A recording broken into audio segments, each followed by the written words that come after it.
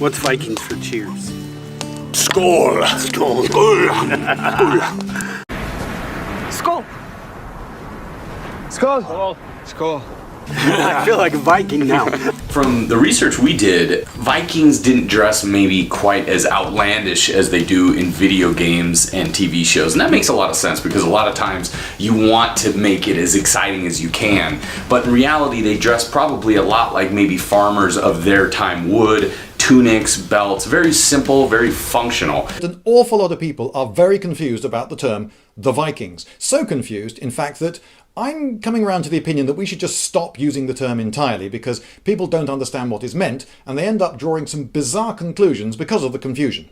Some people are confused in that they think that all Vikings were warriors because they were some sort of warrior race because they were Vikings, right? And a Viking is a raider, right? You know, one of those guys who leaps off a long ship with a big axe and so forth. And so anyone who is a Viking must be a raider and a warrior. And this leads people to really amazingly stupid conclusions, such as that reached by a number of people recently. There was a bit of a hoo-ha on the internet, I don't know if you saw it, about a few graves that were found in England, and some of them were Viking men, and some of them were Viking women. And some people went, oh, do you know what this means? Half of Viking warriors were in fact women. Just look at the archaeological evidence. Michael has quite an interesting story to tell about an archaeological dig that he went on that involved the Vikings. Bones, the skulls and bones of 500 warriors, and it's interesting to note that 750 of them, that 3/4 of them were male warriors and 1/4 were female warriors. No, half of Viking warriors were not women. They were just the graves of some women buried alongside some men. And yes, you could say that these were Viking men in that they were sort of Nordic types with Nordic brooches and other grave goods. But if you've been buried in an orderly fashion in graves alongside each other in England, then presumably what you are, in fact, Scandinavian settlers. I mean, if you were raiders and you were unsuccessful, you were killed in a raid and your fellows were beaten back, do you think the locals would give you a nice burial with all your grave goods, all in an orderly fashion in a graveyard? No, that almost certainly didn't happen. The fact that you're buried in a graveyard suggests that you are quite definitely living the settled life. This is where you live. Perhaps those women were in fact local women who had taken on Scandinavian customs and wearing the brooches and so forth, but just as likely, perhaps more likely, is that they were women from Scandinavia who'd come over and joined their husbands who had settled in England, which is really quite a straightforward thing to do. If you find a load of people buried, that doesn't mean that they're warriors just because they're Vikings, but wait a minute, they must be because Vikings are warriors, right? And that's the problem. You see, another word, the confusion in the other direction is that people think of the Vikings as all of the people living in the Viking world, that is Norway and Sweden and Denmark and perhaps Iceland.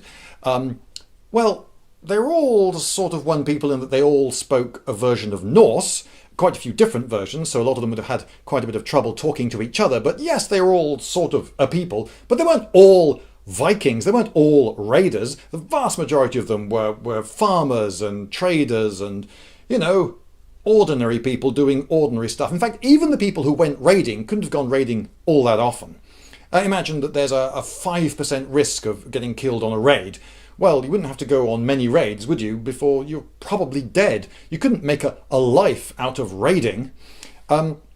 So a small number of these Scandinavians went on some raids.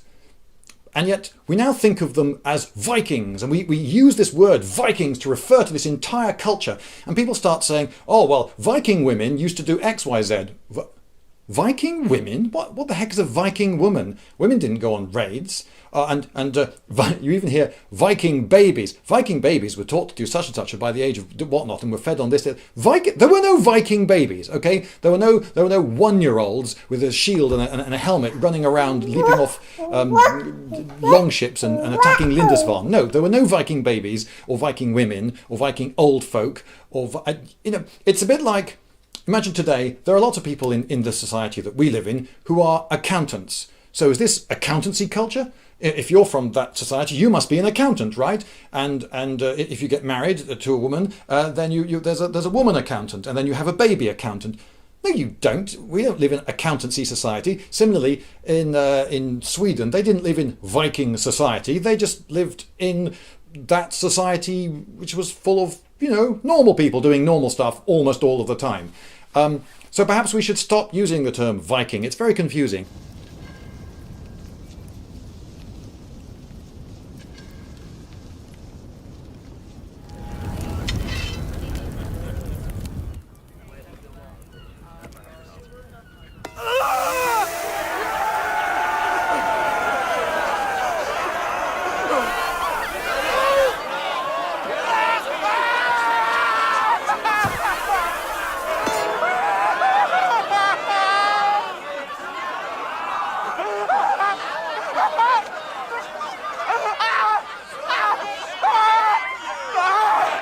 Now, the missionary Ansgar was not the failure that Michael Hirst, the creator of Vikings, depicts him as being.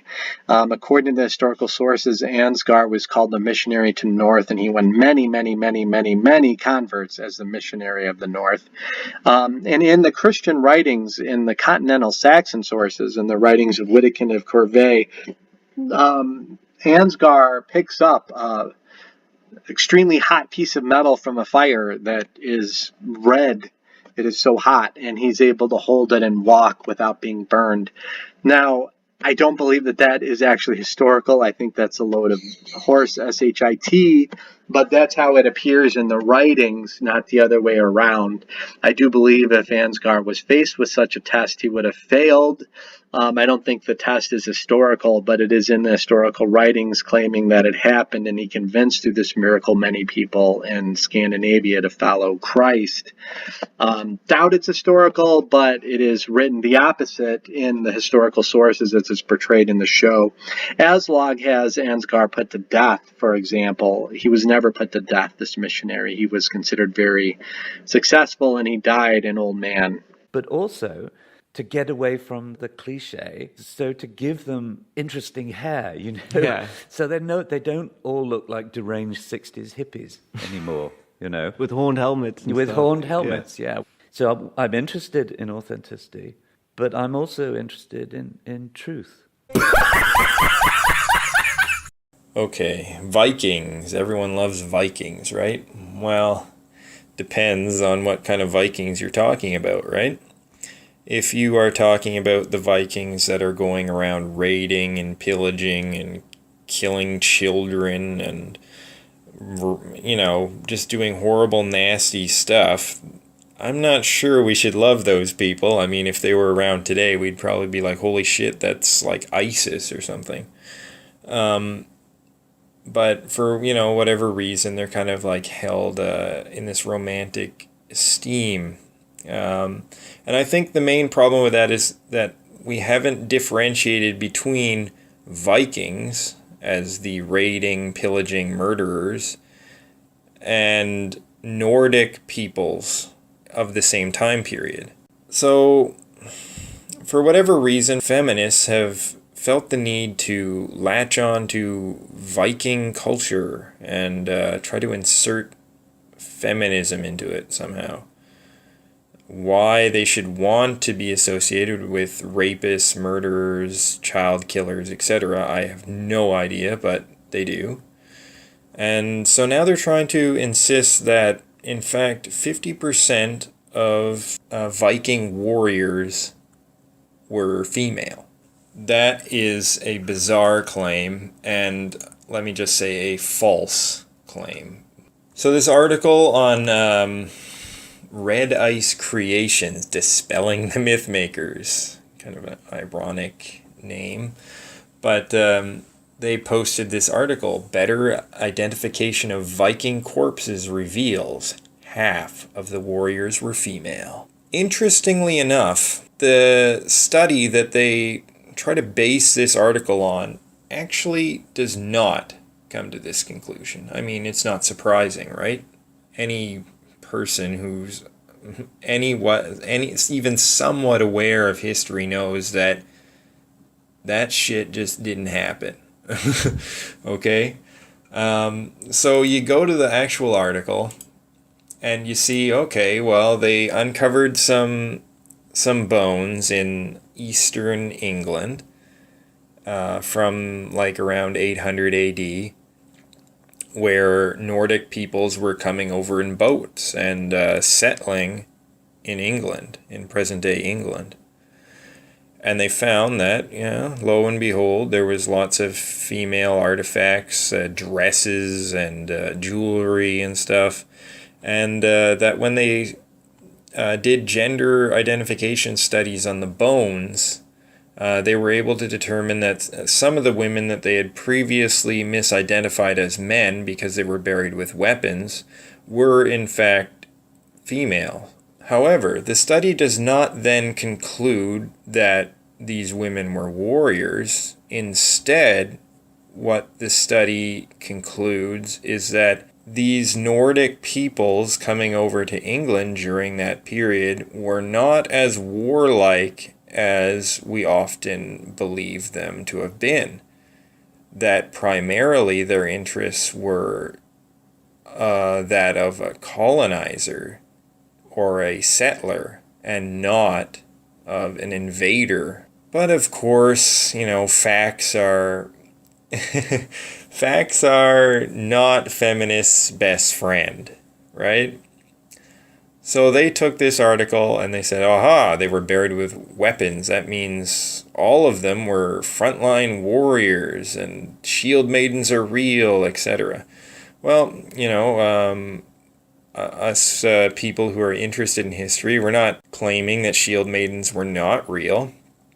But the best sort of explanation of shield maidens were that they were younger women who were, given basic training with weapons to be able to defend their homes, their children, and their villages when the men were away, either working in the fields or fighting or fishing. And raiders came, right? And this in itself is fairly historically significant. And I don't know why feminists feel the need to sort of try to inflate this into women being frontline soldiers or Vikings as rapists and child killers. Because, historically, women actually did not all that often stand up for themselves. Generally, if men were not around or men were defeated in battle, the women would submit to the invading army or occupier, and often be taken as wives or raped or whatever, right? And with very little or no resistance. So even the idea itself of a shield maiden, of a woman who may or may not have been married already, actually defending her household, is an important historical thing, which doesn't need to be blown out of proportion, but is significant in its own right. And furthermore is far more realistic than the idea of a woman charging into battle against men. Now, in a modern context, I'm sure that women can fight on a very even playing field with men because of the technology of guns that take the element of strength, raw physical power, out of the equation pretty much entirely. It becomes about physical fitness levels and precision and endurance and stuff. And men still do have an upper hand in those things. I'm sorry, but it's true. But it's not as significant as it was in the ancient world. So when you're putting on 20 pounds of mail and you're picking up a big spear and a shield and a helmet, all this stuff becomes very heavy. It's cumbersome. It requires a lot of endurance and strength. And then when you're facing up against an opponent that's just far bigger than you in general, far stronger, even if they're of equivalent size, his upper body strength is on average 40% stronger. Even if you both have the same fitness level, it's just not anywhere close to an even match in a life or death struggle, you know. And put on top of that that the woman's weighed down with all this gear that she's going to struggle to even carry. So I'm not saying that a woman couldn't have potentially overtaken a man in a one-on-one fight in certain circumstances. Of course, that can happen, right? In individual cases. But in general, if you're pitting men against women, in that medieval combat scenario, then the men are just going to dominate through sheer force because the physical element was such an important factor in a medieval battle. So I have some experience with that, being sort of interested in HEMA, and I just really don't see how feminists can try to claim that women were frontline fighters or, half of Vikings. If they were half of Vikings, the Vikings would have gotten the shit kicked out of them. I mean, it actually works. So it's, It does. It's like one of my biggest pet peeves is when characters in historical media have modern morals and your characters absolutely don't. And I find that so refreshing. Aslog was the second wife of Ragnar, and Lagertha was the third wife of Ragnar. Lagertha is only mentioned in Saxo Grammaticus. So, the first wife of Ragnar is Dora, and she's in the saga of Ragnar Lothbrok. And in Viking Season 1, Episode 1, you have Ragnar telling his son Bjorn the story of how he won Lagertha's hand. But that is really the story of how he won Dora's hand, if you read the sagas. So, again, Lagertha is the third wife. She's not even mentioned in the sagas, the Scandinavian sagas. She's only mentioned in Saxo Grammaticus. So Dora bore Ragnar two sons who were killed, and all the sons of Ragnar were very allied to one another. They were loyal to each other. So when Ragnar's two oldest children from his first marriage were killed, Aslog's sons rose up and fought to avenge their deaths. The sons of Ragnar did not fight each other historically. Sigurd was not murdered by Ivar, and Ivar did not kill Bjorn in battle. The four sons of Ragnar in the sagas all ended up being kings, and the sons were Ivar the Boneless, who was the oldest, Bjorn Ironside next, Vitserk, who was called Halfdan in the English sources, is the third. Ubba is not even one of the sons in the sagas. He's only mentioned in a Frisian source. And then, of course, we have Sigurd. So Halfdan or Vitserk, Sigurd, Bjorn, and Ivar are the four children of Ragnar, according to the Scandinavian sagas. Ragnar's raids on Paris were very successful. So they're kind of portrayed in the show as failing, that he gives his army over to Floki, and Floki isn't able to overcome. Historically, Ragnar had no problem taking out Paris. Rollo, the estimate lifespan is 846. They believe he was born the year Ragnar was raiding Paris. He died around 932 AD, and that is a huge lifespan for a person of this time period. He besieged Paris in 885 to 886, so 40 years after Ragnar. He was not as successful as Ragnar in terms of defeating them, but he was successful enough to force Charles the Simple to give him a large chunk of land called Northmandy, which became Normandy, which, bribing him with land, he becomes a Christian. He now guards the entrance to the Seine River to protect the Christian Paris from Viking raiders. That's really what happened historically. The TV show does show this, but this did not happen contemporary with Ragnar Lothbrok. This was a whole generation later. A princess being put on trial for adultery and losing an ear.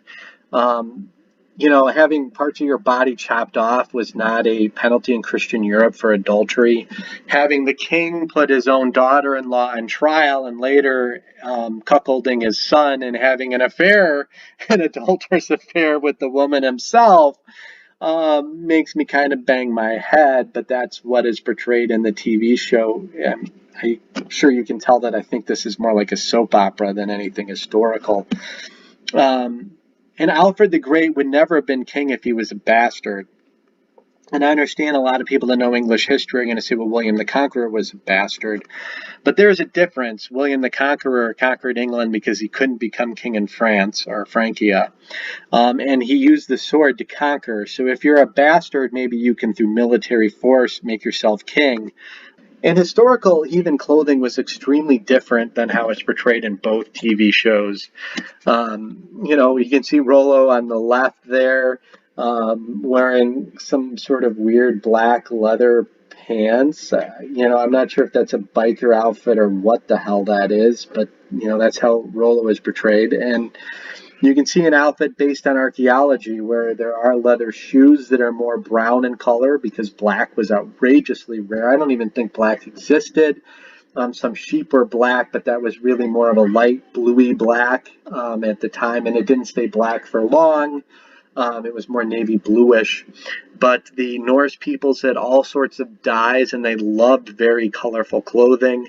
They wore linens in the summer and wool in the winter, and they dyed these red, yellow, blue, green, purple.